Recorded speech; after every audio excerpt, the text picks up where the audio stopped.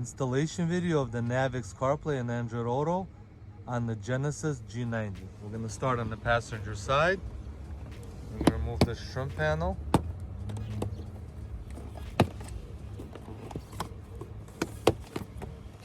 We're going to remove 3 Phillips screws.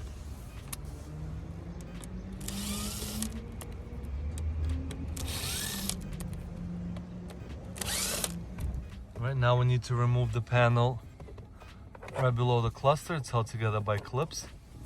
Some of the panels in this video will come out easier because we've pre-removed them before. We have a plastic clip on each side. Now we need to remove the bezel around the push button. It's also held together by clips.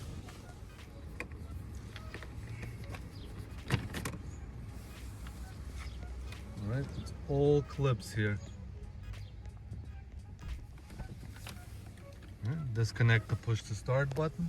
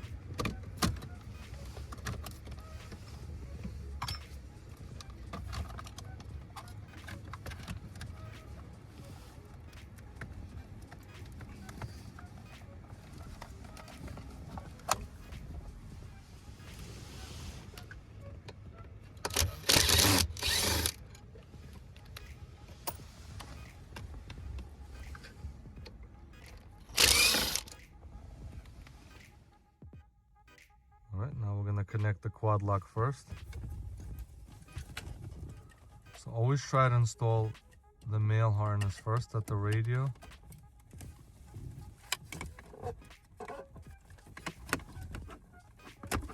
Alright, the trick is to only start closing the latch when you feel it can't go any further. Then we're going to combine the factory cable.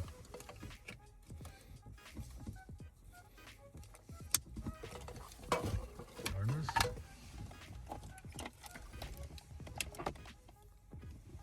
Now we're going to connect the LVDS out cable to the factory green plug.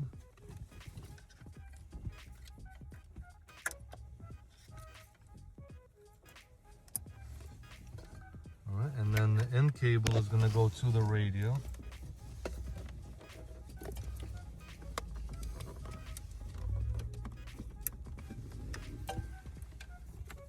Now we're going to start routing the wires above the DVD player. Not every car G90 has the DVD player, but all have this nice empty space above the glove box to hide all the hardware we've shipped you.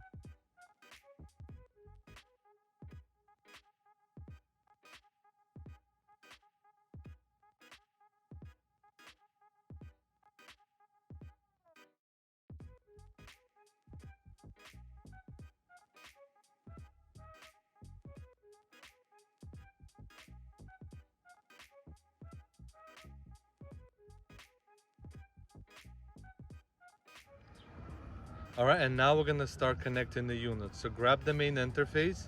Dip switches 2 and 3 should be down. We're first going to connect the LVDS out cable. That's the one going to the factory LVDS cable removed from the radio. Next is the in cable. That's the one we have going to the radio physically. All right, now we're gonna connect the HDMI cable.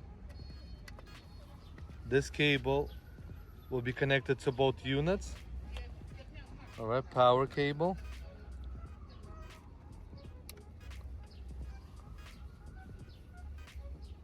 All right, this unit should have dip switches, 2, 3, and 10 on. The rest should be down. Okay, LVDS cable, HDMI cable, and the power cable. We're now gonna hide everything above there, and I'll add a few pictures.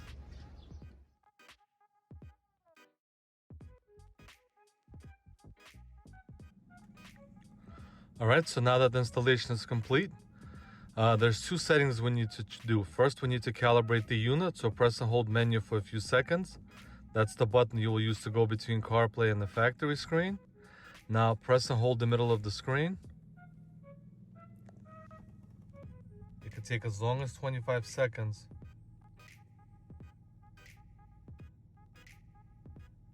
All right, press the blue light and wait for it to stop, and then press it again. And you will keep on doing this until icons return.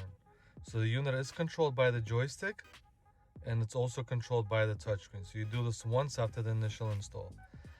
By default, the unit is pre-wired for aux. Most customers prefer Bluetooth, so to switch to Bluetooth, let's go to Setup. And you can also do it with the joystick. Let me show you. Go to System. Scroll all the way down. And you turn on using car's Bluetooth channel. They'll ask you to approve it. All right, once the unit reboots, you have to make sure that your phone is paired to the car and you select Bluetooth audio is selected.